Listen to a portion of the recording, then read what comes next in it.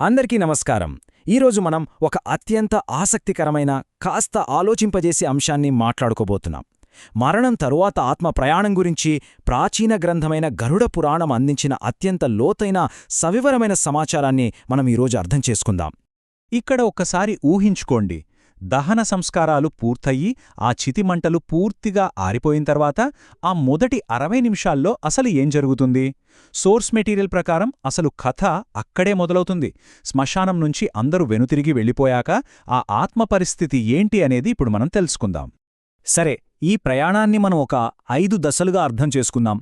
ముందుగా దహన సంస్కారాలు మరియు బంధాలు తెగిపోవడం, ఆ తర్వాత శ్మశానంలో గడిపే ఆ 1 గంట, మూడవది అంతిమ జీవిత సమీక్ష, నాల్గవది కుటుంబంతో పాటు ఇంటికి వెళ్లడం, మరియు చివరిగా కర్మ, చివరి సత్యాలు.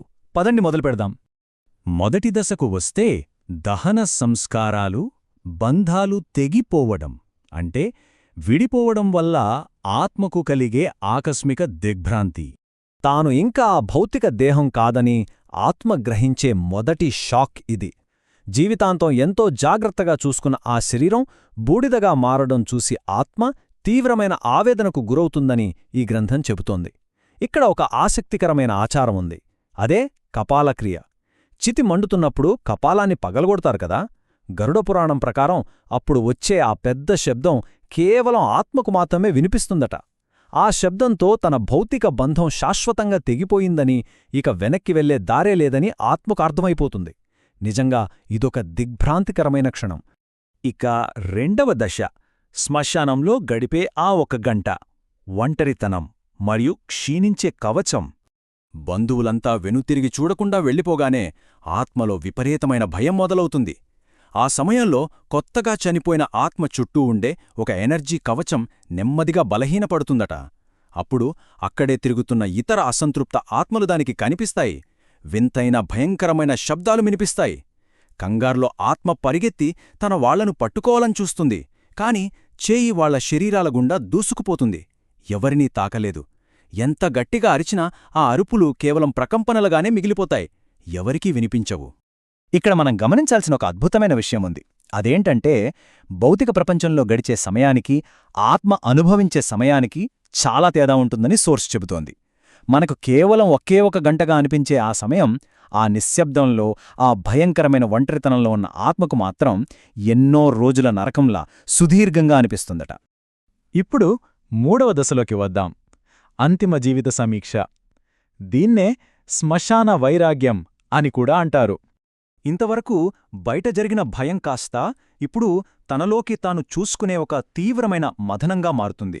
ఇక్కడ చెప్పబడిన వివరణ చాలా లోతైనది. ఈ జీవిత సమీక్షలో ఆత్మ కేవలం తాను చేసిన పనులను గుర్తు చేసుకోవడమే కాదు, ఇతరులు పడిన బాధను కూడా అక్షరాలా స్వయంగా అనుభవిస్తుంది. ఉదాహరణకు, ఒక పేదవాడిని దోచుకుంటే వాళ్ల పిల్లలు పడే ఆకలి బాధను ఈ ఆత్మ అనుభవిస్తుంది. ఒక మూగజీవిని హింసిస్తే ఆ జంతువు పడిన శారీరక వేదనను ఫీలవుతుంది. మోసం చేస్తే ఆ నమ్మక ద్రోహం తాలూకు బాధను తెలుసుకుంటుంది. అంటే ఆత్మ ఇక్కడ అనుభవించే ఈ మానసిక వేదన భౌతికమైన శారీరక బాధ కంటే ఎన్నో రెట్లు ఎక్కువగా ఉంటుందని సోర్స్ స్పష్టం చేస్తుంది. ఇక 4వ దశ, కుటుంబంతో పాటు ఇంటికి వెళ్లడం. అంటే వదులుకోలేని ఒక నిరుపయోగమైన అనుబంధం. ఆ భయంకరమైన 1 గంట ముగిశాక ఎంత పశ్చాత్తాపం ఉన్నా సరే ఆత్మలో మళ్లీ పాతమోహం మొదలవుతుందట. ఆ ఆందోళనలో అది బంధువుల వెనకే పరిగెత్తుకుంటూ వాళ్ల ఇంటికి చేరుకుంటుంది. అయితే ఆత్మ అలా ఇంటికి రాకుండా నిరోధించడానికి మన సంస్కృతిలో కొన్ని ప్రాచీన ఆచారాలు పాటిస్తారు. గమనించే ఉంటారు. అంత్యక్రియల నుండి వచ్చాక ఇంటి గుమ్మం దగ్గర ఇనుమును తాకడం, నిప్పును పట్టుకోవడం, లేదా చేదుగా ఉండే వేపాకులం నమలడం లాంటివి చేస్తారు. తమ వెనకే వస్తున్న ఆత్మ లోపలికి ప్రవేశించకుండా అడ్డుకోవడానికే ఇలాంటి నిర్దిష్టమైన ఆచారాలను సూచించారు. ఇక్కడ యాతనా శరీరం అనే ఒక సూక్ష్మ శరీరం గురించి మనం తెలుసుకోవాలి. దహన సంస్కారాల వేడికి ఆత్మకు విపరీతమైన దాహం వేస్తుందట. అది వెంటనే ఇంట్లో ఉన్న నీళ్లకుండల దగ్గరకు వెళుతుంది. కాని తాగలేదు. ఎందుకంటే గ్రంథం వర్ణించినట్లుగా దాని గొంతు ఒక సూది మొనలాగా సన్నగా మారిపోతుంది. కనీసం ఒక్క చుక్క నీరు కూడా మింగుడుపడని అత్యంత బాధాకరమైన పరిస్థితిది. మరొక కీలకమైన పాయింట్ ఏమిటంటే, మరణం తర్వాత జ్ఞాపకశక్తి విపరీతంగా పెరుగుతుంది. తన బంధువులు, ఆస్తులను పంచుకోవటం ఆత్మ నిస్సహాయంగా చూస్తుంది. ఆ సంపదను కూడబెట్టడానికి తాను ఆడిన అబద్ధాలు చేసిన మోసాలు అన్నీ దానికి పదే పదే గుర్తొస్తాయి. ఆ స్వార్థపూరితమైన పనులన్నీ ఎంత వృధానో ఆత్మకు అప్పుడు పూర్తిగా అర్థమవుతుంది. ఇక మనం చివరి దశకు చేరుకున్నాం. 5వది కర్మ మరియు చివరి సత్యాలు, మార్గదర్శకుల రాక. మనిషి చేసిన భూలోక కర్మలే ఆత్మ తదుపరి గమ్యాన్ని పూర్తిగా నిర్ణయిస్తాయని సోర్స్ మెటీరియల్ వివరిస్తోంది. ఇక్కడ ఆత్మకు ఎదురయ్యే 2 విభిన్న మార్గాలను గమనించండి. పాపాలు చేసిన వారికి ఎర్రటి కళ్ళు, నల్లటి పాశం పట్టుకున్న భయంకరమైన యమదూతలు కనిపిస్తారు. కాని ఎవరైతే ధర్మంగా బ్రతికి ఇతరులకు మేలు చేశారో వారికి ప్రశాంతమైన మార్గదర్శకులు లేదా వారి పూర్వీకులు సూక్ష్మరూపంలో వచ్చి ధైర్యం చెబుతారని గ్రంథం పేర్కొంటోంది.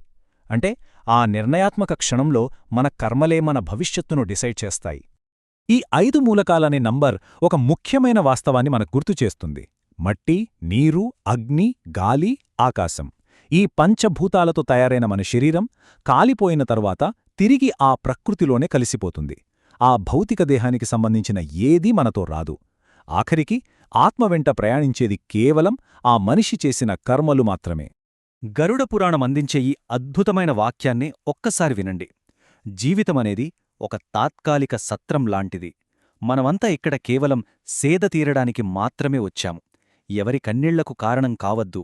ఎందుకంటే మనతోబాటు ముందుకు ప్రయాణించేది మనం ఇతరులకిచ్చిన ప్రశాంతత మాత్రమే. అద్భుతం కదూ! ఇది నిజంగా ఎంతో శక్తివంతమైన నైతిక సందేశం. ఇక ముగింపుగా మనందర్నీ ఆలోచింపజేసే ఒక లోతైన ప్రశ్న ఇక్కడ మిగిలిపోతుంది. ఒక వ్యక్తి యొక్క అంతిమ వారసత్వం కేవలం వారు చేసిన పనుల కర్మలే అయినప్పుడు ఎప్పటికైనా ఖచ్చితంగా వచ్చే ఆ చివరి గంట కోసం మనం ఎలాంటి జీవితాన్ని నిర్మించుకోవాలి?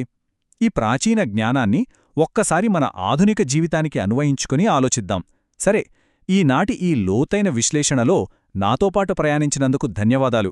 మళ్ళీ కలుద్దాం.